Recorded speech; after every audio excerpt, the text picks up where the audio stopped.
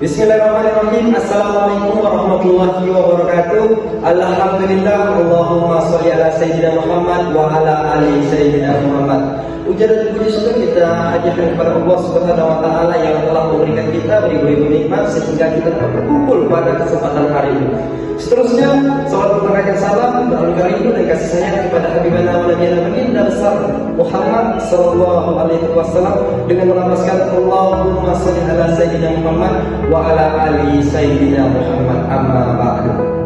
Sebelumnya, yang terhormat Al-Mukarram Bapak Sukriyah Isanzam SPD MSI selaku dosen pengampu sekalian pembimbing dalam pembuatan proposal yang berjudul pemanfaatan ekstrak buah merah untuk pengendalian penyakit Pulveria sp pada tanaman kelapa sawit.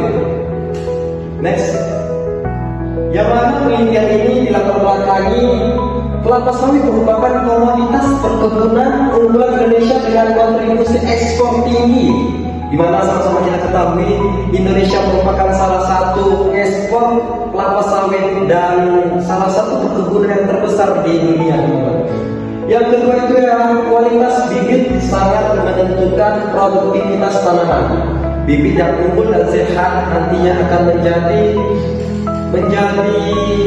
investasi untuk jangka panjang, di mana bibit yang identik pada penyakit pulveria itu ialah pada bibit pre-nursery dan minor-nursery. Tapi di sini saya memfokuskan pada bibit minor-nursery. Nah, yang ketiga itu adalah penyakit bercak daun oleh Pulveria sp menjadi masalah utama di pembibitan. Nah, banyak petani mulai dari kalangan petani tradisional maupun petani skala industri. Nah, itu juga merupakan salah satu yang paling masalah yang harus ditangani adalah penyakit Pulveria sp. Dan ada berbagai macam cara untuk menangani Pulveria sp tersebut, dan perusahaan-perusahaan selalu mengaplikasikan yaitu fungisida kimia, di mana fungisida kimia ini memiliki dampak negatif yaitu resistensi penyumaran lingkungan. Nah, daripada itu diperlukanlah alternatif pengendalian yang ramah lingkungan untuk mengendalikan Pulveria sp. Agar apa? Agar lingkungan kita tetap terjaga dan tanaman tersebut tidak residu maupun resistensi sehingga dapat mencemahkan lingkungan. Next.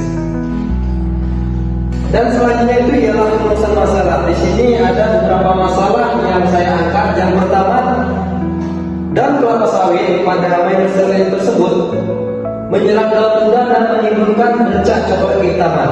Nah, Pulveria tersebut menyerang daun muda dan menimbulkan bercak coklat hitam. Nah, coklat hitam ini disebabkan oleh jamur Pulveria.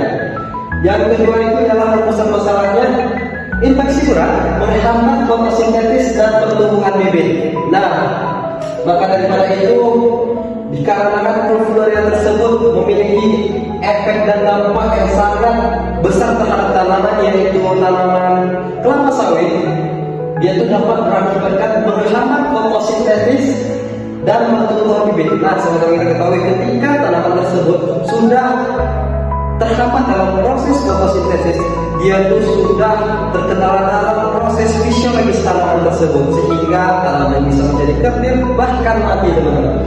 Yang ketiga itu ialah rumusan 3, ialah berpotensi meningkatkan kematian bibit dan memperpanjang masa pembibitan. Nah, setelah daun terkena bercak hitam yang disebabkan oleh Pulveria sp tersebut, maka tanaman perlahan-lahan akan mengalami bercak hitam, kecil, besar, dan bisa mengakibatkan kematian pada tanaman dan dapat mengakibatkan kerugian bagi para petani maupun industri pertanian. Selanjutnya, nah, di sini saya melakukan penelitian yang berlokasikan penelitian raja rapat dalam laboratorium patologi entomologi mikrobiologi Fakultas Pertanian Universitas Riau. Nah, adapun waktu yaitu mulai dari Januari 2026 sampai April tahun 2026. Dan dari penelitian saya ini, landasan teorinya ialah buah merah itu atau Albina purpurata itu mengandung minyak asli asilflavonoid, fenol, dan tanin sebagai antibakteri atau antimikroba. Nah, secara umum beberapa komponen kimia jahat merah seperti minyak anggrek, gingerol, sogalol, dan zigerol memberi efek farmakologi seperti antioksidan, antiinflamasi, dan antibakteri. Itu oleh jurnal Brigiani Rowe et al. 2021. Nah, kenapa saya mengambil penelitian ini? Karena lengkuas merah ini memiliki banyak potensi. Adapun potensi yang pertama bisa kita lihat bahwasannya lengkuas merah tersebut mengandung metabolit sekunder, flavonoid, terpenoid, fenolit, saponin. Nah, yang kedua itu ialah senyawa aktif berpotensi bersifat antifungik dan antimikroba, dan yang ketiga itu ialah penelitian menunjukkan ekstrak alpina dapat menghambat jamur patogen termasuk Pulvularia. Itu merupakan penelitian dari Burgundy et al. Di mana potensi ekstrak lengkuas ini.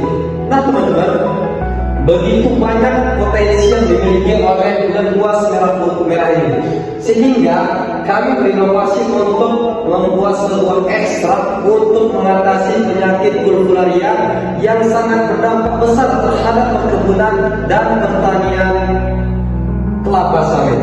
Next.